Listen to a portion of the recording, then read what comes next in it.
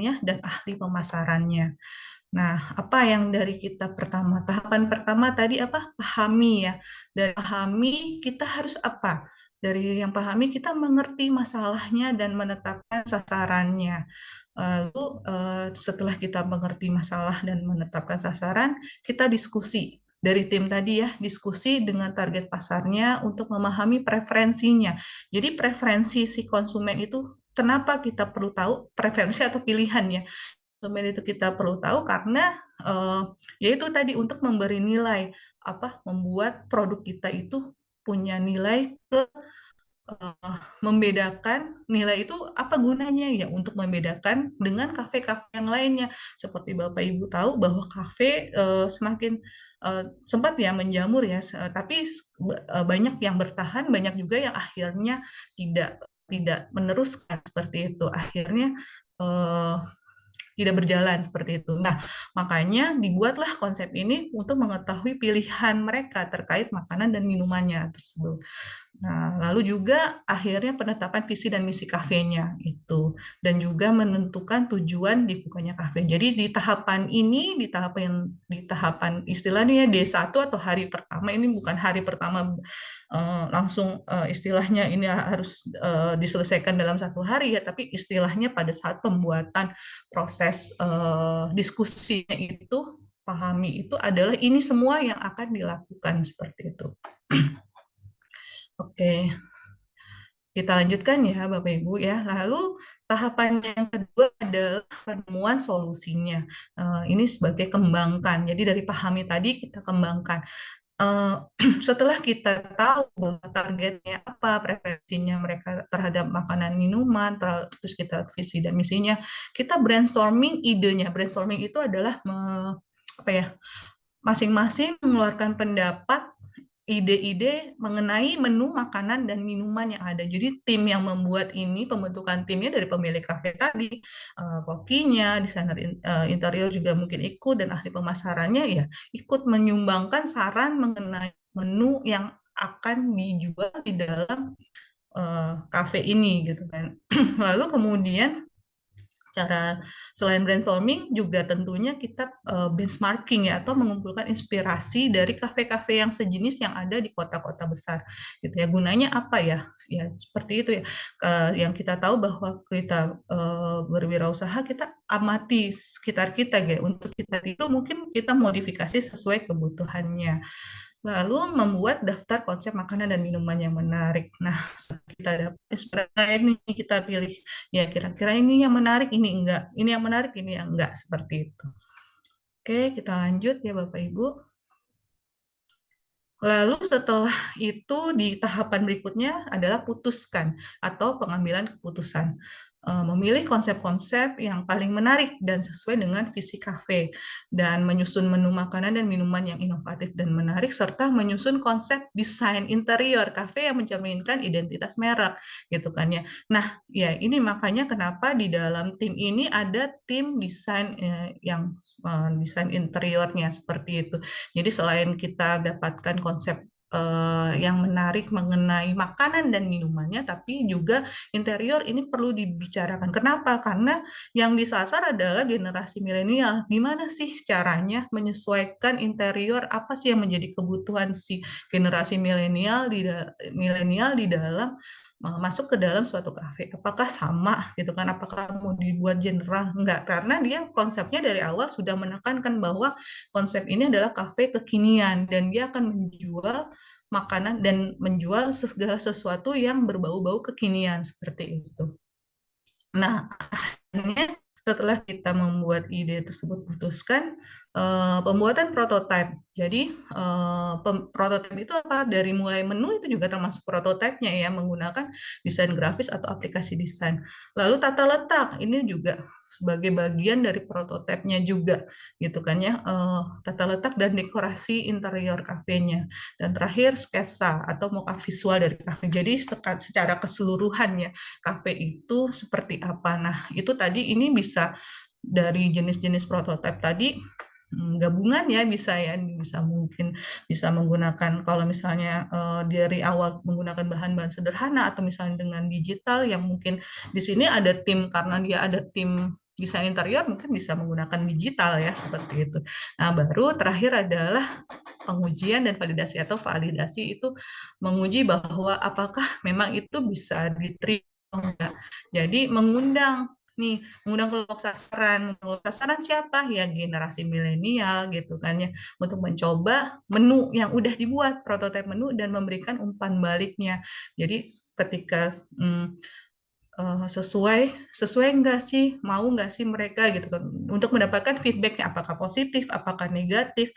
Lalu setelah mendapatkan itu, di sini juga mengadakan desain interiornya gitu kan, desain interior dengan mengundang beberapa peserta untuk memberikan komentar. Jadi yang diundang itu tidak hanya memberikan masukan mengenai prototipe menunya, tetapi juga mengenai desain interiornya. Nah, setelah semua didapatkan, menganalisa umpan baliknya untuk membuat penyesuaian terakhir pada prototipe. Jadi ini secara prototipe yang saya bilang untuk usaha secara keseluruhannya, tidak hanya produknya aja gitu kan ya, seperti itu. Jadi mana nih makanan yang akhirnya harus dipertahankan untuk dimasukkan di dalam kafe. Mungkin ada yang ini kurang, atau misalnya bisa tapi ini mungkin hanya sebagai menu tambahan, ini yang sebagai menu utama. Nah, seperti itu. Jadi ini validasinya. Nah, hasil akhirnya adalah sebuah prototipe menu makanan dan minuman yang unik dan menarik, serta desain interior kafe yang memikat dan sesuai dengan keinginan target pasar. Nah, prototipe ini siap untuk tahap pengembangan lebih lanjut dan peluncuran kafenya. Jadi, eh, dari hasil mendesain itu, jadi kita mendesain secara keseluruhan, tidak satu-satu, tapi ini tergantung dari siapnya, tergantung dari sumber daya Bapak Ibu, tergantung dari kemampuan Bapak Ibu, mungkin di bidang keuangannya, mungkin dari kemampuan dari sumber daya manusianya, kemampuan dari tim yang ada gitu ya. Tidak harus kita paksakan ini secara keseluruhan, tapi bisa aja kalau ini kan saya kasih contoh adalah gambaran untuk keseluruhan, tetapi bisa aja ini adalah per item atau per prototipe yang mau kita buat, seperti itu. Ini adalah study case yang pertama. Mohon maaf, Pak Ucus, apa saya masih ada waktu? Aman, aman, aman. Oke, kalau aman masih ada satu lagi sih, Pak. Oke ya, contoh yang berikutnya ya. Untuk apa namanya, adalah pengembangan aplikasi e-commerce untuk UMKM ya. Nah, kalau tadi kita bicara mengenai konsep kafe kekinian gitu ya, dengan segala produk makanan dan minuman, menunya kita buat, kita terus interior desainnya juga, tata letaknya itu bagaimana. Kalau ini adalah membuat aplikasi e-commerce untuk UMKM. Mungkin bisa dari pertama kita lihat dulu latar belakangnya. Sebuah kelompok UMKM di daerah perkotaan sedang mencari cara untuk meningkatkan penetrasi pasar dan meningkatkan penjualan melalui platform online. Mereka ingin menggunakan aplikasi e-commerce yang memungkinkan mereka untuk menjangkau lebih banyak pelanggan. Jadi UMKM ini, ya mungkin ini sebagai ya gambaran Bapak Ibu juga ya, yang mungkin ingin meningkat skalanya ya. Jadi untuk meningkatkan penjualannya, pemasarannya gitu ya, platform-platform, menggunakan platform yang ada, seperti itu. Nah, langkah-langkahnya tadi ya sama. Yang pertama adalah identifikasi tujuan. Jadi apa sih tujuannya? Kenapa harus membuat aplikasi e-commerce? Kita perlu adanya suatu tujuan gitu ya. Tadi yang tahapan pertama yang Dewan itu ya, identifikasi dulu. Kenapa kita perlu adanya tujuan? Itu adalah supaya kita ada jelas arahnya gitu ya. Kita tidak sekedar misalnya ikut-ikutan gitu, tapi kita perlu juga menetapkan tujuan kita.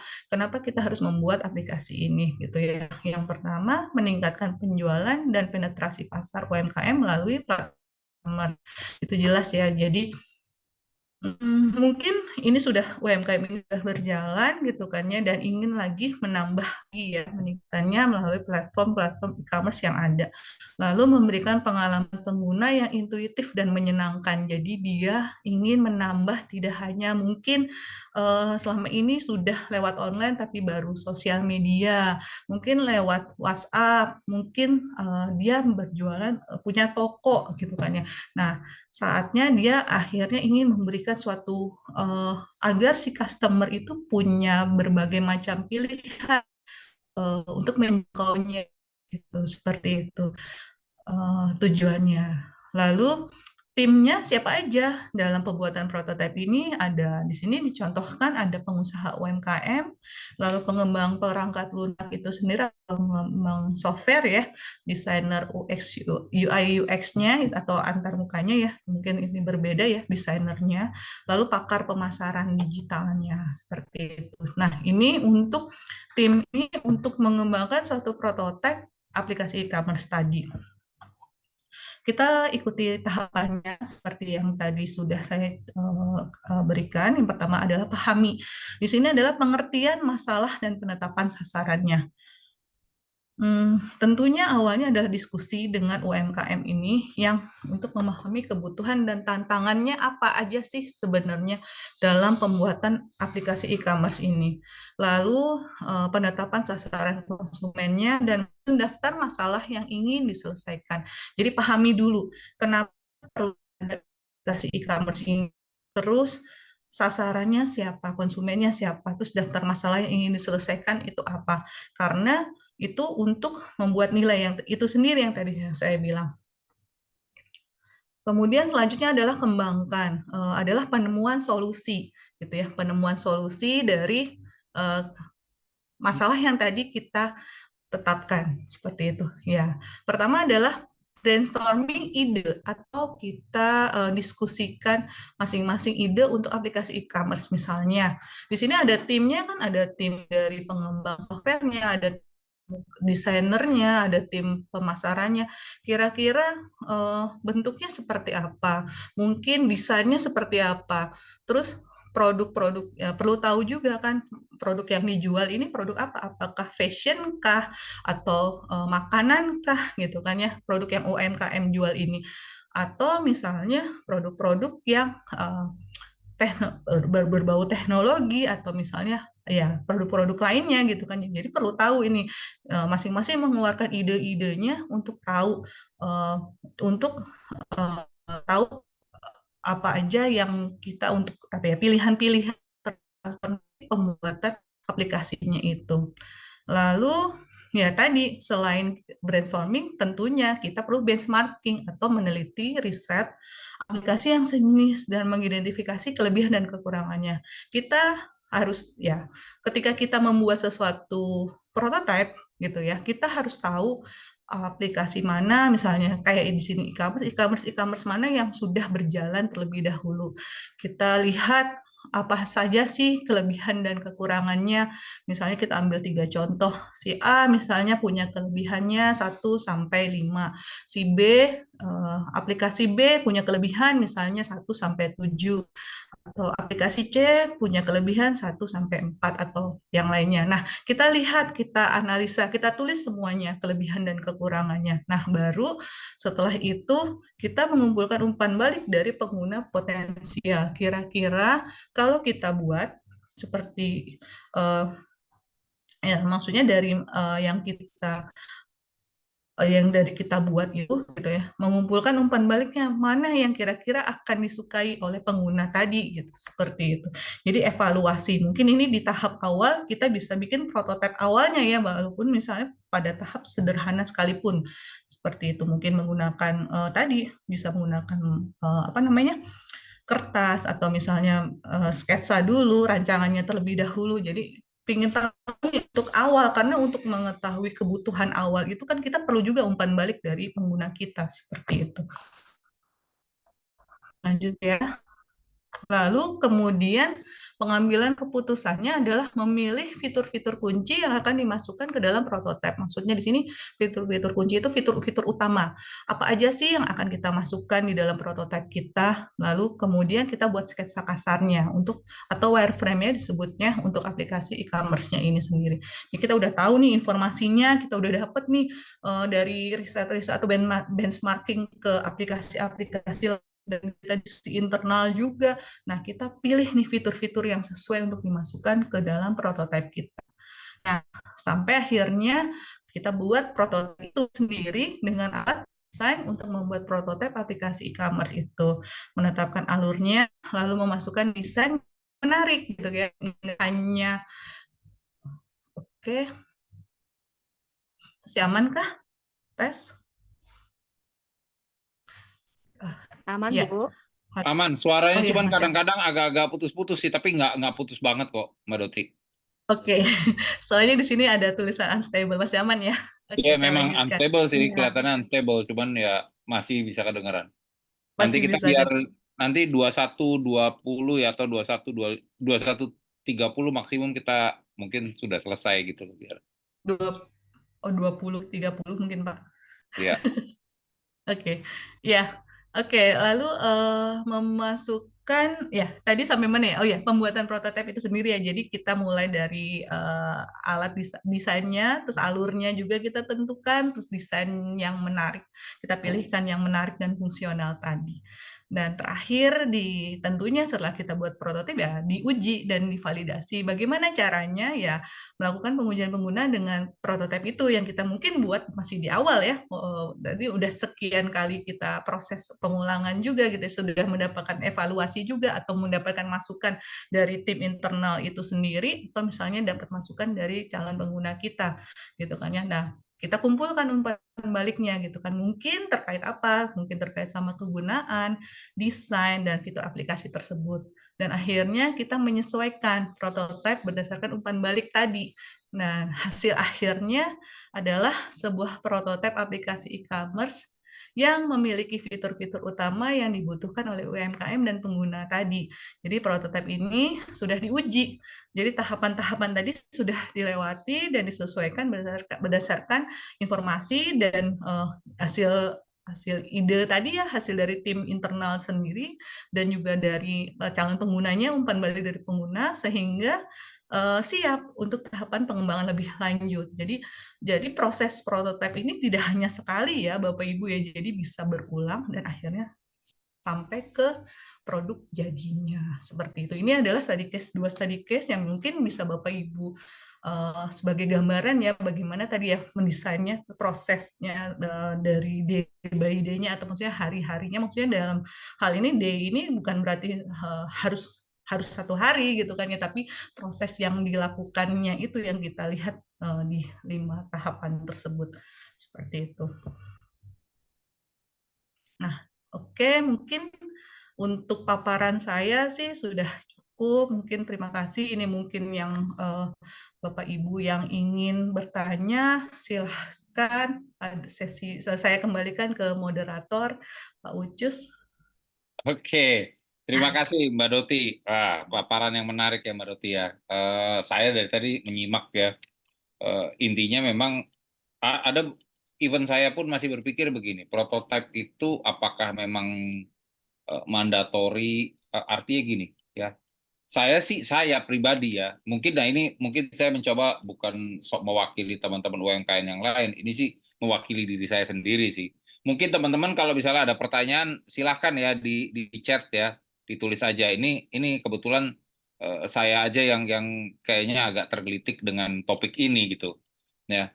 Jadi siapa namanya prototype itu kan artinya kan sebenarnya kan kayak perencanaan sebelum dia launch dong, logikanya begitu ya. Betul, Pak. Ya begitu ya, ya kan? Ya. Artinya kalau dulu pengetahuan saya eh, yang buat-buat begini tuh kayak industri otomotif, kayak industri telekomunikasi, Betul. kayak hardware lah ya, yang kira-kira Ya. hardware teknologi. Tapi kalau bikin apa namanya pot bunga kayaknya nggak perlu pakai prototipe deh. Menurut saya pada saat itu. Tapi kalau melihat dari sini kayaknya perlu juga gitu loh. Karena kalau saya lihat proses ini adalah proses untuk desain awal maunya bentuknya kayak gimana nih produk begitu ya, kurang lebihnya begitu ya. Betul, Pak. Jadi kita menggunakan dari teman-teman mungkin yang desain ya, dari yang teknologi juga, itu bisa juga kita terapkan gitu ya sebenarnya untuk proses pembuatan pengembangan produk kita seperti itu. Jadi kita tidak hanya kita mengambil ilmunya aja ya, maksudnya tahapan atau konsepnya, metode yang mereka Mhm. gunakan Mhm. untuk kita apa ya, pakai ya di dalam pengembangan produk yang kita buat seperti itu sih. Lebih ke Sama aja ya kayak kita sekarang mau bikin ayam geprek, artinya saya harus nyiapin ini bumbunya apa, ini bentuknya betul, kayak gimana, bisa. Ya. Hmm, rasanya akan kayak gimana sebelum saya luncurkan gitu loh. betul. Mau saya Karena kan tes-tes, kasih banyak. ke orang-orang sekitar, pada suka nggak gitu ya. Itu termasuk Ya, prototype ya Mbak Doti? betul, betul Pak. Oke. Termasuk kan bumbu-bumbu apa, misalnya kan sekarang banyak ya, maksudnya kayak sekarang tuh sebenarnya kreatif-kreatif, cuma kayak masih kayak apa ya, hasil-hasil kreativitas masing-masing aja gitu kan ya. Seperti itu misalnya ya, misalnya toppingnya gitu kan ya, variasinya seperti atau mungkin dari bentuk Mhm. gitu kan bisa juga kita buat seperti itu sih Pak. Nah, kan tadi menyebutkan most valuable apa namanya minimum Minimum viable viable product ya. product. Ya. Artinya ini kan barang udah jadi ya. Artinya proses cuma belum dipasarkan, cuma masih mau Betul. dites dulu nih kanan kiri gitu. Nah, Iya, Pak. si prototipe ini berarti memang dalam proses belum jadi ya barangnya ya. Iya, bisa. Belum jadi Eh, ya. Kalau kayak tadi ngelihat si restoran-restoran itu. Nah, bisa. kalau produk kayak macam kayak ayam geprek, tahu apa namanya? Tahu bulat atau apapun ya yang kayak tadi dengan makanan itu kita bisa. Nggak, tadi kan menarik kalau apa namanya ceritanya mengenai kafe ya. Kafe artinya kan mesti mesti bangun kan, mesti bangun Betul. di kafe kan. Betul. Artinya kan udah keluar modal dulu tuh, Pak, sebelum dia prototyping. Ini Oh, yang di enggak. prototype apa? Yang di prototype si kafenya atau produk makanan yang akan ada di dalam kafe atau secara keseluruhan. Kalau tadi kan, kalau yang saya contohkan itu belum, Pak. Baru Hmm, mulai membuat kafe kekinian. Jadi memang benar-benar awal semua. Gitu. Dari oke. mulai kafenya, interiornya, bagaimana mungkin tadi menunya ya, menunya yang akan dibuat seperti itu. Jadi memang benar-benar ya belum belum keluar biaya dong seperti itu ya. Mungkin ya dia meng-hire orang-orang yang akan diikutkan dalam pengembangan prototipe itu sendiri tadi gitu seperti itu. Ya, ini ada ini mungkin minta pendapat dari Mbak Banyak. Doti ya. Ini ada masukan atau mungkin pendapat. Ya ini ya kenapa makanya saya bertanya ya. Ini makanya saya Ya, bertanya sebenarnya. Ya karena memang ada pemikiran seperti ini nih. Untuk metode prototipe secara garis besar di khalayak publik kurang tepat guna karena sangat jarang UMKM menggunakan metode prototype. Dari banyaknya konsumen saya di toko dan beberapa UMKM yang saya konsultankan, rata-rata memulai usaha UMKM processing berawal dari hobi dan passion. Karena sering membuat dan membagi, lalu ada relasi, terus teman menyarankan untuk dijual. Rata-rata itu yang terjadi. Nah, coba mungkin ada tanggapan. oke. Saya sih sebenarnya ada tanggapan juga sih, cuman yang Ya. kemudian Mbak Dot. Ya, baik. Nanti mungkin tolong ditambahkan ya, Pak, kalau misalnya Hmm. saya kurang. Oke, jadi kalau menurut saya dengan membagikan dari hobi passion itu sebenarnya juga sudah proses prototipe itu sendiri kan sebenarnya cuman tanpa sadar karena memang dia sudah punya skillnya gitu kan dia sudah punya istilahnya sumber daya tapi sumber daya utama yang dia miliki adalah skill dia gitu kan seperti itu. Jadi ya sebenarnya bagian dari pembuatan prototipe itu sendiri kan prototipe itu yang saya bilang bahwa skalanya itu kan beda-beda gitu. Dan prototipe itu jangan bayangkan bahwa prototipe itu apa ya sesuatu yang mahal gitu kan yang saya bilang bahwa tadi rancangan sampel itu pembuatan sampel itu sendiri sebenarnya itu prototipe gitu kan seperti Iya. iya silakan itu mungkin ada yang raise hand.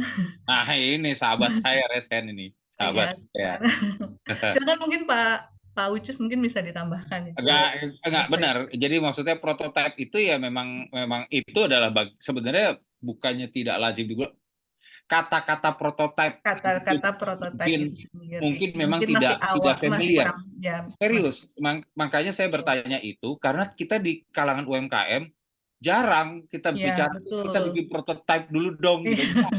Tapi Karena bikin sebenarnya sampel itu ya prototipe itu sendiri. iya, kayak bikin kue tester apa itu kan Ya, sebenarnya tes prototipe itu gitu loh. prototipe itu sendiri Gitu. sebenarnya. Itu Oke, silakan, Kang Lugi. Pak. Ya, Kang, Malam, Pak. ya, selamat malam malam Bu. Kang Lugi. Ini sedikit sharing ini. Ya, Jadi kalau saya dengan para pelaku UKM, kadang secara psikologi itu agak berbedanya begini. Mereka itu sebetulnya paham gitu kan dari segi implementasi, tetapi secara betul. gambaran teoritis terkadang mereka tidak Iya, menyadari gitu. Karena Mm-mm. iya, betul, bisnis mereka itu berjalan apa adanya dulu, tetapi betul. mungkin sedikit sharing ini Om Ucus. Jadi saya waktu melakukan pendampingan atau inkubasi bisnis itu agak uniknya begini. Kalau berbicara COC misalkan Code of Conduct, mereka itu kebiasaan dari istilah SOP aja, padahal mereka udah bisa gitu membuat SOP ini Betul. tuh dari bahan ini ke sini ke sini ke sini, tetapi tidak dibukukan. Nah ini Iya, yang terjadi. Padahal dia udah tahu gitu. Pas ditanya betul. dokumen COC-nya ada nggak kalau mau ekspor? Nah, Wah COC apa? Ternyata SOP gitu. Nah iya, si prototype ini agak-agak menarik itu begini, Om Ucus. Kadang si pelaku UKM itu tidak menyadari ketika mereka nah, menawarkan varian baru yang mereka lihat dari sisi enaknya dulu, di value-nya itu enaknya Mm. dulu iya, gitu. Ini enak enggak ya? Enak. Padahal kalau dijabarkan ternyata banyak ya dari segi desainnya seperti apa gitu kan. betul. Eh, Memanage umpan baliknya seperti apa. Oh, ternyata ini Nah, segmentingnya ternyata banyaknya dalam tanda kutip ABG misalkan seperti kesayangan Om Ucus misalkan segmentasinya di bawah 25 tahun misalkan. Nah, itu yang jadi ini, tapi kadang mereka kurang menyadari Bu gitu apa betul, jenis prototype ini gitu, padahal betul. mereka udah terbiasa gitu. Sebenarnya Tetapi iya, sebenarnya sudah dekat dengan mereka. Cuma di sini kan saya mau hmm, menjabarkan aja kalau secara proses dan secara teori di awal. Jadi saya juga bilang bahwa sebenarnya ini sudah dilakukan gitu. Maksudnya Bapak Ibu juga iya yang sudah di UMKM ya sebenarnya sudah tahu. Mungkin kalau misalnya ini ingin membuat lebih terencana lagi istilahnya seperti itu sih Pak. iya Gitu. betul. Jadi Bapak Ibu sekalian, kalau skalanya kecil mungkin Bapak Ibu tidak menyadari, ya udahlah, Ya, hanya sebatas bikin tester, bikin varian betul. produk Dan itu ditawarkan. sebenarnya prototipe itu sendiri. Betul. Tetapi kalau dari kan kita mau scale up nih, Ya, bicara betul. segmentasinya scale up, ternyata yang melakukan apa pembuatan desain produk desain ya istilahnya, kalau kalau di kita mungkinnya di istilah manajemen itu produk desainnya siapa? Ya orangnya itu juga, pemiliknya itu yang menawarkan itu gitu kan. Kemudian yang menyimpulkannya juga itu. Tapi Bapak Ibu suatu saat kalau Bapak Ibu menjadi perusahaan yang jadi gede, jadi scale up. Nah, ini perlu perlu ada tantangannya, ada orang-orang yang harus menghandling itu, Om Ucus gitu. Ya, Ya, betul betul. betul. Iya, Betul. sekarang apa-apa aja ya chief everything officer lah, apa-apa aja Iya, ya iya, kita yang CEO. kemarin, kita yang buat. Terkadang yang ditawarinnya itu kurang objektif. Teman-teman kita nggak objektif juga ngejawabnya, Om Ucus, takut takut Ih, dijauhin sama kita gitu. ih. Terus segmentasinya udah terukur lagi. Teman-teman kita kan seumuran kita, yang lain ya kan tidak objektif. Itu Ya, gambarannya lah. Gitulah Om Ucus. Baik. iya. Ya, ini kembali Asli. lagi. Thank you banget Kang Lugi sama sharingnya. Ini senangnya saya di dalam acara ini. Selalu orang saling memberikan masukan tadi dari yang Betul. pemiliknya Seven Days Coffee, dia bagus untuk memberikan pencerahan itu. Yes, kembali lagi tujuan daripada acara ini adalah memang untuk membantu mentransformasi dari yang mikro nanti ke atas ya kan masih makin naik gitu ya. Nah, kembali lagi prototype ini sebenarnya kita tuh udah jalanin gitu loh.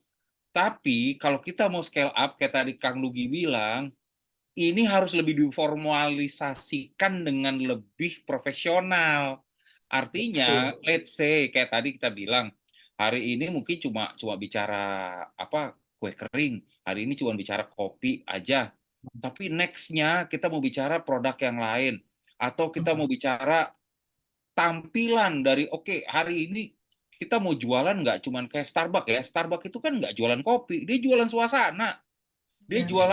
jualan Iya. ruangan properti yang berada di tengah antara rumah sama kantor. Jadi orang bisa kayak berasa di rumah tapi kerja. Itu Starbucks tuh. Nah, itu semua ada prototipenya untuk dia bikin konsep sampai segitu dalam gitu loh. Nah, tapi yakin diawali mungkin dari nongkrong, kopi gue lu dengerin, lu rasain deh enak apa nggak sih ini kopi. Oh iya enak cus, kopi lu oke nih. Tapi kan lama-lama giliran berkembang, kita mau ngembangin itu menjadi yang lebih skalanya, nggak usah bicara skala nasional, skala kedaerahan lah. Kalau misalnya sekarang saya ada di kota Bandung, saya pengen di Jawa Barat aja gitu ya kan, terkenal di Jawa Barat, nggak usah sampai ke Jakarta dulu deh. Nah itu aja harus udah ada supaya jadi hidden gem itulah. Kan itu hidden gem itu bisa saja mereka sudah ada prototipenya. Kalau enggak, bagaimana kok bisa di Bandung ada restoran atau tempat makan atau tempat nongkrong nyempil-nyempil di dalam gang tapi tetap rame. Artinya kan itu di konsep, nggak mungkin lah mereka itu nggak ada konsepnya gitu, cuma sekedar nongkrong-nongkrong aja. Nah, jadi ini yang saya rasa ke depannya prototipe itu bukannya tidak dilaksanakan. Nah, ini mungkin diperkenalkan akhirnya melalui acara ini kita perkenalkan. Prototipe itu ada. Apa yang ada di prototipe sebenarnya teman-teman semua udah ngelakuin. Cuma Terus dengan ini ini Om ditingkatin. Ucus, Nah, ada pengalaman lagi saya ketika pelaku UKM melakukan rebranding, mereka juga tidak sadar melakukan prototype atas rebranding mereka. Tetapi tetapi terkadang mereka lupa menghitung HPP-nya berapa, sehingga oh ini eye catching lah gitu kan, tiba-tiba menyodorkan. Jadi kebiasaan begini, para pelaku UKM ini ketemu dengan orang yang expert di bidang branding, mereka lupa menghitung HPP, Om Ucus. Wah ya, oke nih kayaknya kita melakukan rebranding, padahal prototipenya belum dibikin nih, entah 10 produk atau 20 produk, kira-kira kisaran HPP-nya masuk enggak dengan yang dilakukan rebranding gitu. Kita kenalnya karena orang melakukannya rebranding, oh kita rebranding, padahal dia lupa melakukan prototype itu, sehingga pas dijual, lah kok untungnya sedikit ya, mendingan tidak melakukan rebranding daripada rebranding gitu Om Ucus. Itu banyak kejadian yang kayak gitu Om Ucus. Jadi dia itu usahanya kue jadul Om Ucus, tiba-tiba dalam satu komunitas karena brandingnya bagus-bagus tuh, si bapak itu minder, Om, saya ini produknya kue jadul. Tiba-tiba datang ke satu komunitas, Pak, lakukan rebranding. Padahal segmentasinya penyuka ya kue jadul. Ya percuma juga dinaikin HPP, dibikin prototipe, kalau nggak masuk ya nggak jualan gitu. Gitu Om Ucus. Gitu. Ya. Nah, makanya alhamdulillah dengan adanya komunitas kita yang sekarang ini ada Kang Lugi di sini, ada Mbak Doti, ada banyak teman-teman, dan di dalam teman-teman yang ada sebagai peserta aja banyak yang juga punya pengalaman. Jadi saya berharap sih kita bisa saling berbagi gitu ya, saling berbagi pengetahuan, saling berbagi sesuatu yang bisa ini. Ada Bu Faidah juga nih kalau nggak salah tadi. Nah ini lebih enak nih ya, apa nih? Ini ada apa nih? Mohon maaf moderator, untuk UMKM seperti supplier ini bagaimana? Karena UMKM supply dan proses merupakan satu ekosistem. Kebanyakan rata-rata UMKM hanya memikirkan harga murah, padahal jika baru memulai pasti memulai dari apa namanya? Mana sih kok loncat ini? Pasti memulai kalau supply ini pasti mulai dari UMKM yang setara seperti toko bahan kue. Nah, karena saat ini banyak juga di kanal distribusi bahan baku sekelas, sekelas enterprise atau perusahaan distributor masuk ke UMKM. Nah, ini jadi pertanyaannya apa ya sebenarnya ya? UMKM seperti supplier ini bagaimana? Mohon maaf untuk UMKM seperti suppliernya gimana? Oh, oke. Sorry nih, kalau boleh Mas atau Mbak Seven Days Coffee mendingan open mic deh. Tanya Ya, sendiri betul. ngomong. Itu lebih enak daripada saya menerjemahkannya salah. Silakan Mas atau Mbak open mic aja.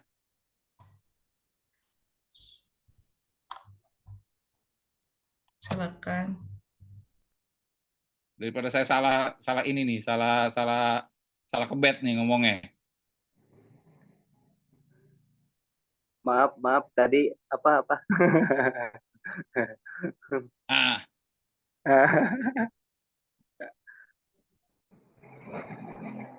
ini buat apa? 7 Days Coffee, silahkan. Halo, masuk Ah, tidak? ya. Iya, sorry. Silakan Oke. Mas. Salam kenal sebelumnya untuk para moderator dan kontributornya. Saya juga, Surya, Pak. pemilik toko bahan kue di Depok. Saya juga nanganin banyak UMKM. Jadi Oke. ada concern juga. Saya masuk ke grup Swadigi ini karena saya tertarik dengan UMKM nih, mikro ya terutama ya. Karena Indonesia ini kan basisnya ekonominya itu mikro kan. Nah, di sini Betul. ekosistem itu kebanyakan yang dinilai baik dari negara atau swasta tuh hanya di processing. Sedangkan kita ini kan juga ada UMKM yang supply, gitu kan. Nah, supply ini kita UMKM nggak diperhatikan. Kebanyakan rata-rata UMKM pun diarahkan hanya untuk melihat kepada distributor atau enterprise yang lebih besar lagi dari distributor. Nah, seperti itu. Nah, saya sendiri juga merasa gini. Sedangkan mereka harusnya kan di awal itu berdekatan dengan kita para UMKM yang supply, karena banyak juga loh UMKM yang punya toko plastik, toko bahan kue seperti itu, mereka Yes, betul. tidak dipandang gitu loh. Padahal ini ekosistem yang sangat tepat ketika UMKM mau memulai atau sudah berjalan, pasti mereka akan cari yang terdekat, kan gitu. Nah, di sini saya bertanya ini lebih ke arah gimana nih nasibnya kita UMKM yang supply, karena di pasaran saat ini yang terjadi sekelas perusahaan besar sudah mulai berdagang ke komunitas, sekelas distributor sudah mulai berdagang komunitas, akhirnya kita toko malah jadi rusak juga kan untuk FMCG-nya terutama kan. Nah, seperti itu. Jadi saya minta pendapat kepada para praktisi juga, kontributor dan moderator, karena ini keresahan kita nih para supply yang Yes. gitu. Seperti itu ya. Mohon maaf untuk kalau pertanyaannya agak-agak panjang nih gitu. Terima kasih. Nggak apa-apa. Dengan siapa Mas? Sorry. Dengan Surya masih terus. Oke, Mas Surya. Thank you banget loh. Nah, ini sebenarnya jadi gini Mas Surya.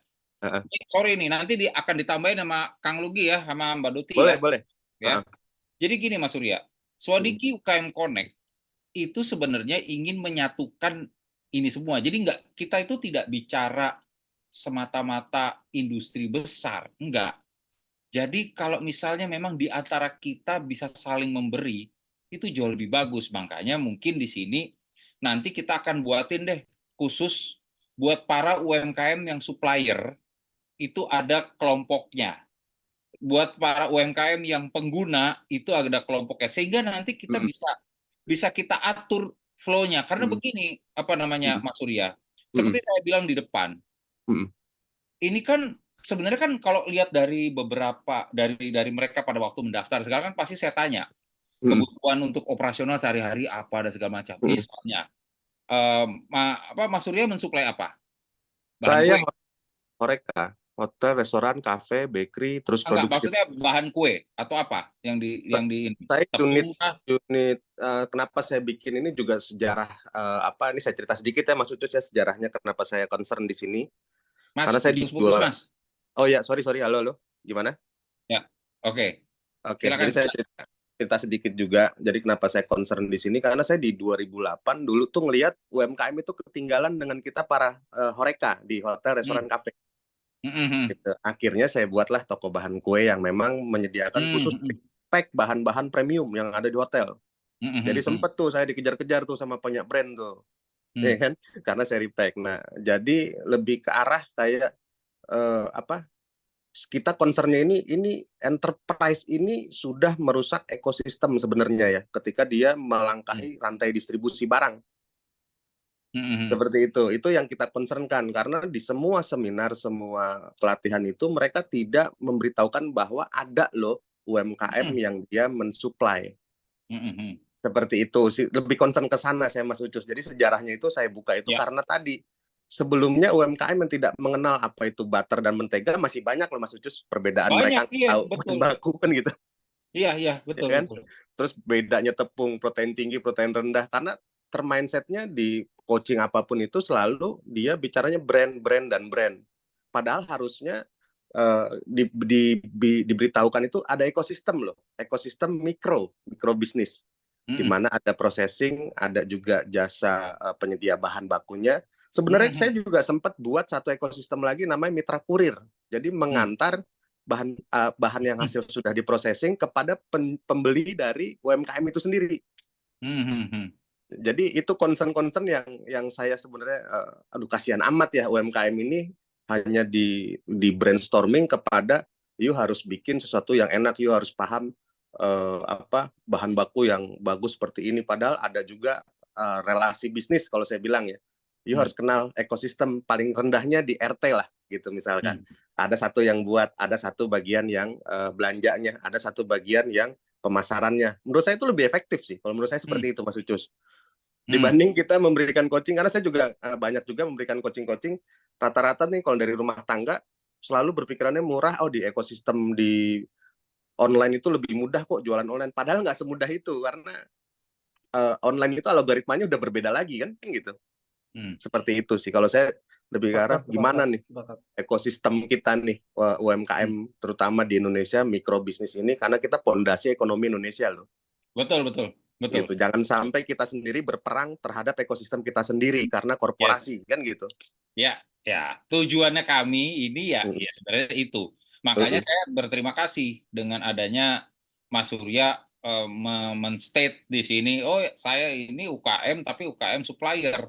Saya berharap ada banyak lagi orang-orang seperti Mas Surya yang men-state terus jadi sehingga kita bisa tahu nanti supaya mereka ini juga bisa, karena kan sebenarnya kan at the end kan hukum pasar ya Mas ya. Mereka itu mungkin makan berpikir ya kalau ngambil memang bisa lebih murah, kenapa mesti ngambil yang lebih mahal. Nah itu tuh masalah tuh Mas Ucus, sorry saya potong. Iya, padahal kan seharusnya sih ya nggak istilahnya gini. Kalau misalnya semuanya serba guyup dan gotong royong, saya rasa sih semua bisa diatasin. Ya seperti di Cina sana kan begitu Mas Ucus, ada bagian produksinya, bagian penjualannya, bagian ininya marketingnya, ada bagian anternya. Itu enak banget loh kalau kita bisa begitu. Ya. Nah, itu memang arah kita sih inginnya larinya ke sana sih untuk di UKM. Kalau permodalan negara nggak kurang-kurang ngasih kita UMKM Mas Ucus. Oke, kita cuma kekurangan orang yang berani bersuara untuk UMKM menyatukan biar guyup, karena ini pasti brainstormingnya itu selalu ada kepentingan permodalan ini nomor satu, terus rasa ini. Padahal nggak gitu, sebenarnya lebih ke arah kenal ekosistem, you akan berhubungan dengan siapa saja, karena ketika ekosistem ini solid, you bisa tembus kemana saja, dijamin itu. Iya, betul. Gitu loh. Paling itu aja sih dari saya Mas Ucus. Siap. Thank you Mas Surya, thank you banget. Iya. Mas Lugi. Kang Lugi. Nah, silakan Kang Lugi. Kalau sebetulnya percis gitu apa yang dikatakan sama Mas Seven Days Kopi. Jadi saya itu adalah seorang praktisi di bidang industri gitu kan. Nah, yang harus saya sepakat ini, ada beberapa webinar, training, coaching dan sebagainya itu tidak menanamkan sisi literasi, itu saya sepakat. Jadi agak aneh-aneh, makanya tadi saya bilang kalau si ekosistemnya itu dekat sama orang branding, mereka akan berbicara branding, padahal literasi bisnis itu tidak hanya branding gitu. Nah, ini salah satunya SCM ini, mata rantai ini, supply chain management ini, kadang dalam tanda kutip Om Ucus, kita ngelihat perang Ukraina sama Rusia jadi lucu-lucuan jadinya. Di statement di sosial media itu bilang begini, itu kan adanya di Uni Eropa, tiba-tiba terigu mahal Om Ucus, Kok kenapa terigu jadi mahal gitu kan, itu kan jadi lucu gitu, padahal kalau mereka tahu kan gara-gara gandum hilang di peredaran, nah ini berimpact pada ekosistem yang lain. Nah saya sepakat nih, tidak banyak orang yang mengulas masalah ECM, padahal kalau kita melakukan seperti halnya tadi ketika melakukan scale up, nah ini saya suka sebel ini sama yang training tiba-tiba ayo ekspor gampang banget dengan 500.000 dapat PDF bla bla bla, saya kesel gitu, maksudnya gitu, serius saya kesel. Jadi nggak segampang itu kalau melakukan bisnis itu nggak segampang itu, literasinya memang harus terbangun gitu, termasuk itu tadi. Nah saya sedikit menyikapi dengan kondisi-kondisi seperti ini. Nah ini perlu dibawa di ranah kebijakan. Bisnis itu berbasis ekosistem itu saya sepakat, karena yang terjadi setelah COVID-19 yang establish di dunia bisnis itu adalah orang yang meng-create ekosistem. Ini saya sepakat nih gitu. Ekosistemnya kuat, bisnisnya kuat. Tapi nah ini runtuhnya kemarin TikTok, ini agak lucu-lucuan kalau saya bilang TikTok tiba-tiba dihentikan, kemudian diganti lagi, tiba-tiba diakuisisi, dimigrasikan ke Tokopedia dan sebagainya. Ini benar-benar hal yang paling lucu kalau saya bilang gitu. Dalam artian begini, saya di Kadin, Om Ucus, saya di Kadin, saya sempat mengkritisi beberapa kebijakan tentang hal tersebut. Nah ini makanya orang-orang seperti ini nih, Kang Sependais Kopi ini ya perlu Surya, namanya Mas Surya. Oh Mas Surya. Mas Surya. Mas Surya ini perlu masuk di Kang ekosistem. Sependais. Perlu masuk di ekosistem itu di Kadin, karena kami pun salah satunya kemarin mengkritisi masalah kebijakan dari pajak pariwisata itu loh, pajak hiburan itu, yang tiba-tiba kan di cancel ya. Mau kayak gimana, mau dibunuh gitu kan dengan kondisi-kondisi seperti itu. Makanya kita mulai melakukan bridging, Om Ucus. Kalau misalkan besok lusa hadirkan pemateri itu dari Kadin. Kadin sampai mana sih misalkan bisa memprotek ekosistem SCM ini. Ini perlu regulasi didengarkan. Loh, betul. Malah mereka nggak paham juga loh kondisi aktual di lapangan. Nah itu saya sepakat, karena yang terjadi TikTok ditutup itu gara-gara bunuh-bunuhan, Om.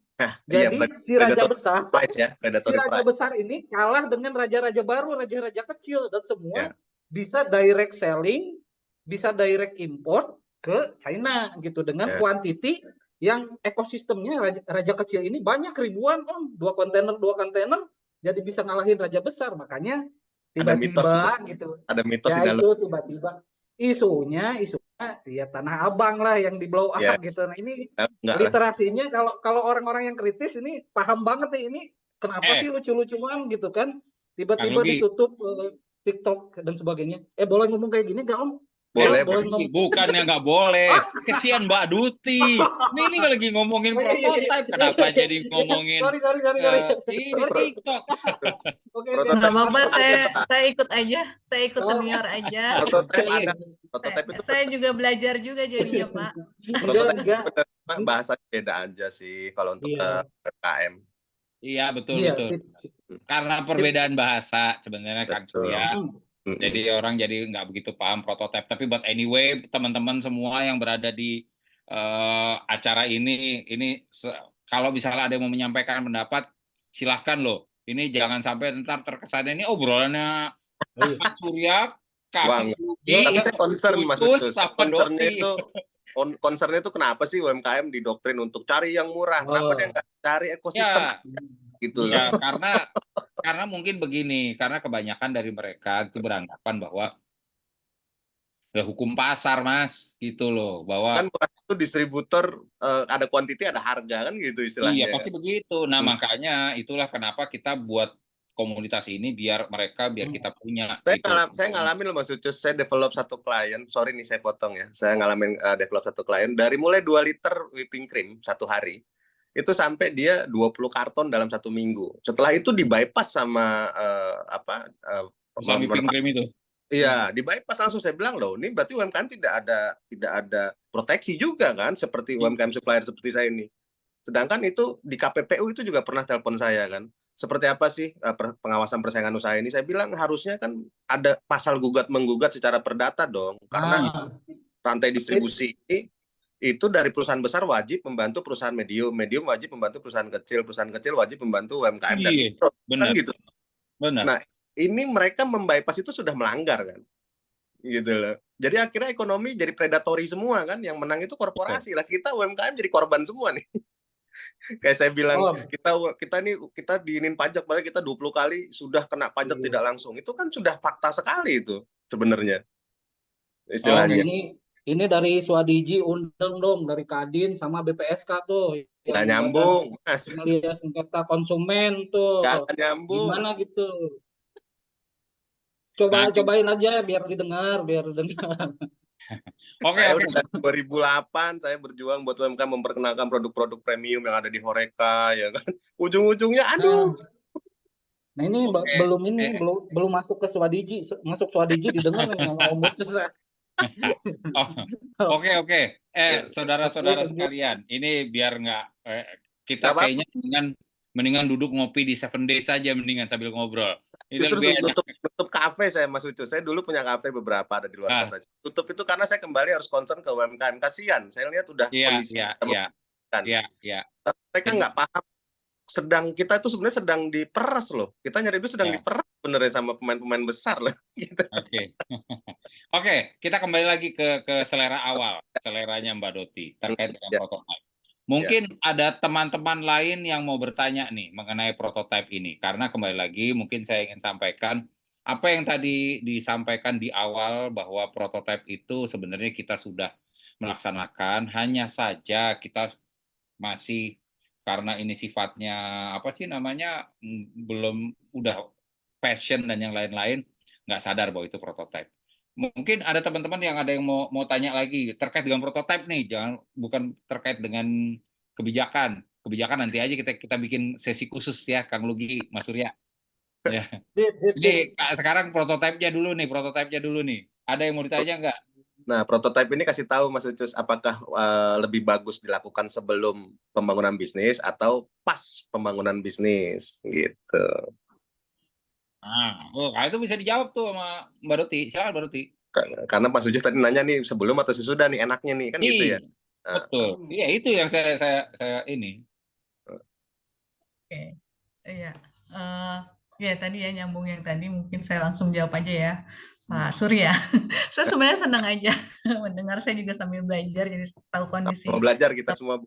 Gitu ya, karena saya juga kan lebih banyak sisi teori ya, kalau misalnya kita di kampus gitu, tapi dengan kayak gini, saya jadi juga banyak belajar juga ya.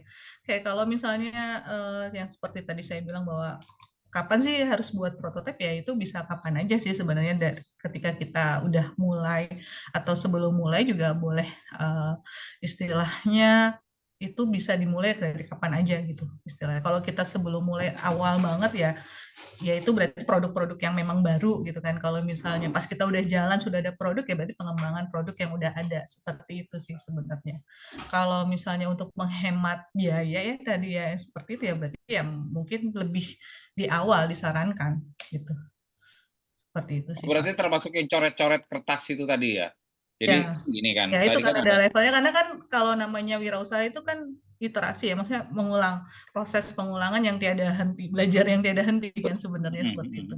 Jadi kita sebenarnya ketika kita buat produk itu kita belajar juga, produk kita belajarnya itu maksudnya dari konsumen kita, produk kita disukai enggak gitu kan, misalnya masih ini enggak, masih sesuai dengan zaman nggak, misalnya seperti itu gitu ya, tergantung dari tujuan kita aja sih sebenarnya. Kalau kita misalnya memang mau melebarkan sayap ya, istilahnya meluaskan seperti itu, secara ininya sih seperti itu ya Pak. Artinya gitu prototipe nggak mesti harus di awal ya, artinya gini ya, sebelum usaha kita bisa bikin prototipe atau kita bisa SOP ya Mas Ucus ya. Jadi satu SOP prototipe itu ya, kapan aja dijalankan. Ya, jadi sebelum kita memulai kita harus buat ini dulu. Sebelum launch berarti harus MVP dulu mesti jalan ya, minimum viable produknya mesti dikenal orang, baru bisa di launch. Atau berada di tengah, artinya produk sudah berjalan tapi dia mau perluasan mau nambah menu mungkin, mau nambah unit bisnis atau mau apapun, so prototype akan diterapkan juga di situ walaupun bisnisnya sudah setengah jalan. Kurang lebih begitu ya berarti ya. Artinya bisa kapan aja begitu ya. Betul, Pak. Oke. Tergantung kebutuhan, intinya sih seperti itu. Kebutuhan dan sumber daya yang kita miliki. Gitu. Oke, kalau Putus begitu. suaranya. Ya, oke. Ini kan sudah 20.52. Bentar lagi kita jam 9 kan kita tutup ya. Acara hari ini kita akan sudahi. Kalau misalnya memang belum ada pertanyaan lagi, ini mumpung Kasih tambahan boleh nggak nih, Mas Ucus? Ya, silakan Mas Uda. Kalau menurut saya sih prototipe itu lebih spesifikkan lagi dilakukan untuk para UMKM nih yang mau mulai ya. Harusnya dia konsep dan prototipe ini jadi satu, lebih ke ikonik apa yang nantinya menjadi basis fondasi omset. Menurut saya sih itu lebih bagus di sana. Jadi jangan terlalu plural juga prototipe ini diimplementasikan untuk sekedar passion dan hobi atau umum, tapi lebih ke arah you mesti tusuk langsung apa yang mau jadi ikonnya gitu loh. Lebih ke situ sih kalau saya lebih menganggapnya prototipe itu lebih tepat, langsung aja you bikin ikonik produknya, karena nextnya itu sudah masuk ke sisi develop. Iya. Ya, betul, setuju. Ya. Oke. Ini mumpung masih ada absen, ada yang mau absen dulu. Belum kita tutup. Kalau misalnya ada yang masih mau ditanya, silahkan mau ditanya. Jadi saya simpulkan saja bahwa intinya kalau kita mau berkembang ke depannya nanti menambah mau scale up, kasar katanya itu ya. Mau scale up itu paling tidak kita memang mengikuti proses. Nah, proses itu salah satunya memang ada di prototype, dan walaupun memang masukan dari Kang Lugi, Mas Surya, Mbak Doti tadi udah kita ramu bahwa itu bisa di mana saja, yang penting terfokus apa yang mau kita jual, benefitnya apa, kira-kira nanti diterima atau tidak. Nah, itu bisa sambil seiring sejalan diformalkan, jadi supaya itu ada dokumentasinya. Jadi biar tidak akhirnya bingung-bingung seperti tadi kata Kang Lugi, di tengah jalan gini APP-nya nggak tahu gimana ceritanya, totalnya udah ngembang aja. Jadi ini sebenarnya adalah tahapan untuk kita secara profesional mendokumentasi perjalanan bisnis kita, sebenarnya sih begitu. Karena dengan adanya begitu, kalau kita mau scale up, kita udah jauh lebih baik nanti ke depannya. Kurang lebih gitu ya, Bapak-Bapak, Ibu sekalian. Kalau misalnya memang tidak ada pertanyaan lagi, mungkin sebelum saya tutup acaranya, ada baiknya kita buka kamera sepukul untuk foto bersama, seperti biasa. Silakan yang kira-kira masih mau buka kamera foto bersama, silakan loh, biar kelihatan terdokumentasi ya. Terdokumentasi. Waduh, ada Pak Raden. Waduh, Pak Raden Umar, luar biasa. Ini enak. Oke. Mungkin ini Bu Faida. Halo Bu Faida, sehat Bu? Malam begini. Waduh, luar biasa. Sahabat-sahabat saya. Oke, kita mulai ya. Gaya bebas, terserah mau pakai gaya apa ya. 1, 2, 3. Oke, sekarang halaman kedua. 1, 2, 3. Oke, halaman ketiga. 1, 2, 3. Oke, ya. Ini sudah sebagai penutup saya ucapkan terima kasih. Yang pertama saya ucapkan kepada Mbak Doti, udah meluangkan waktu ya, udah meluangkan waktu untuk sharing sama kita.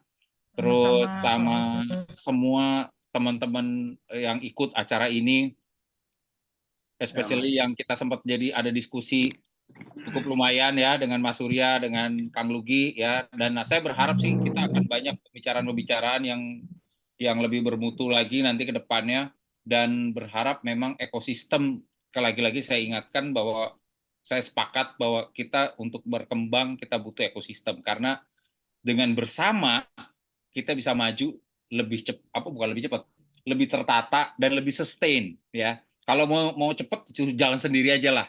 Tapi kita nggak tahu apakah sustain atau tidak. Tapi kalau kita ekosistem kita jalan, kita insya Allah bisa maju walaupun step by step, tetapi lebih sustain, umurnya lebih panjang, nikmatinnya juga lebih enak, gitu kurang lebih ya. Akhir kata, terima kasih atas segala atensinya. Mohon maaf kalau misalnya ada salah-salah. Semoga kita ketemu lagi di minggu depan dengan acara yang sama. Akhir kata, wassalamualaikum warahmatullahi wabarakatuh. Terima kasih teman-teman semuanya. Sampai ketemu Terima ya. kasih Bapak Ibu. Waalaikumsalam. Terima kasih. Terima kasih Om Ucus, Wadiji. Wah. Oke, thank you.